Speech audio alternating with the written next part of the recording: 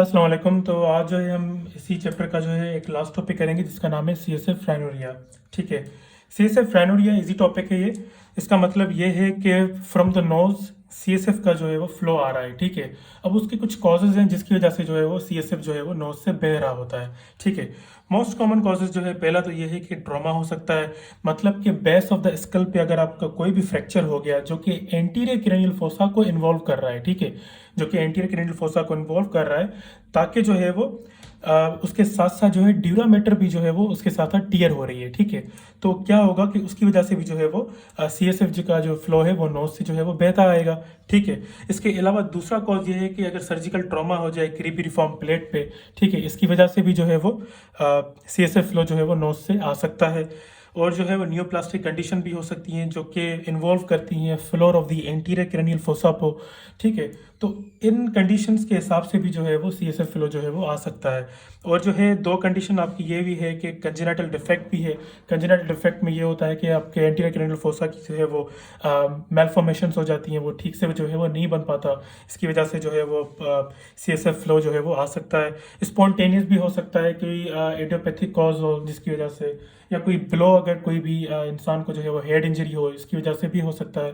ठीक है, तो ये जो है इसके सारे जो है वो काजेज हैं। ठीक है, अब क्लिनिकल फीचर्स की मैं यहाँ पे बात करूँ तो सिंपली जो है वो थिन वाटरी फ्लूइड जो है ना, वो मतलब जो है वो नाक से जो है वो बह रहा होगा। ठीक है, थिन वाटरी फ्लूइड। ठीक है, तो क्या होगा कि हम इसको टेस्ट करने के लिए हमें कैसे पता चलेगा कि ये नेजल सीक्रेशन है या तो जो है वो सी एस एफ फ्लूइड है। ठीक है, हम इस तरह से पता लगा सकते हैं कि हम हैंडकरचीफ उठाएंगे, एक रुमाल उठाएंगे, रुमाल पे जो है वो उस फ्लूइड को जो है वो कलेक्ट करेंगे। अगर कुछ देर के बाद वो उस जगह पे जहाँ पे हमने वो फ्लूइड कलेक्ट किया, अगर वो थोड़ा सा जो है वो ड्राई होने के बाद जो है वो थोड़ा सा हार्ड हो गया है, मतलब कि थोड़ा सा जो है वो फील हो रहा है मतलब कि कपड़े पे, तो वो समझना कि नेजल सीक्रेशन होगी। अगर जो है सिंपली के हैंडकरचीफ में हमने वो फ्लूइड कलेक्ट किया मगर वो ड्राई होने के बाद जो है वो सॉफ्ट हो जा रहा है, मतलब कि वो कपड़ा जो है कोई भी ऐसी चीज़ मतलब शो नहीं करा जिससे जो है वो हमने मतलब कि जहाँ पे जो है फ्लूइड कलेक्ट किया है वो सिंपली जो है वो आफ्टर ड्राइंग जो है सॉफ्ट मतलब जो है फील हो रहा है। तो फिर क्या होगा कि वो जो है क्लियरली जो है वो सी एस एफ फ्लूइड होगा। ठीक है, एक दूसरा तरीका यह भी है कि सी एस एफ फ्लूइड में ग्लूकोज का जो कंटेंट है वो हाई होता है। ठीक है, तो हम ग्लूकोज पेपर स्ट्रिप जो है एक जो है वो कलेक्ट, ये फ्लूइड कलेक्ट करके हम उसमें जो है वो ग्लूकोज पेपर स्ट्रिप डालेंगे, तभी हमें जो है पता लग सकता है कि वो जो है सी एस एफ फ्लूइड है।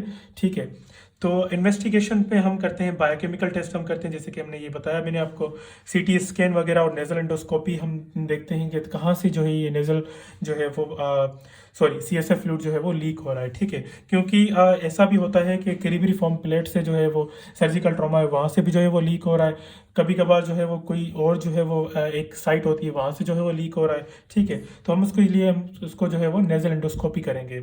इसके अलावा जो है ट्रीटमेंट में क्या आएगा कि प्रोफाइलेक्टिक एंटीबायोटिक हम ट्रीटमेंट करेंगे ताकि हम मेनिंजाइटिस को जो है वो प्रिवेंट कर सकें, क्योंकि मेनिंजाइटिस में जो है वो कॉमन हो जाती है क्योंकि यहाँ पे जो है वो ड्यूरामेटर की जो है वो टेयरिंग हो रही है। ठीक है, इसके अलावा नेजल पैकिंग भी हम नेजल पैकिंग को जो है हम अवॉइड करते हैं ताकि जो है वो मेनिंजाइटिस ना हो जाए। ठीक है, अब हम जो रिसेंट जो ट्रीटमेंट हम यूज़ करते हैं सी एस एफ रैनोरिया को हम ट्रीट करने के लिए, वो हम करते हैं एंडोस्कोपिक एंडोनेजल अप्रोच। ठीक है, तो यहाँ तक इतना ही। अगर आपको कोई भी जिसमें चीज़ समझ में ना आई हो तो आप मुझसे कमेंट्स में पूछ सकते हैं। Thank you so much.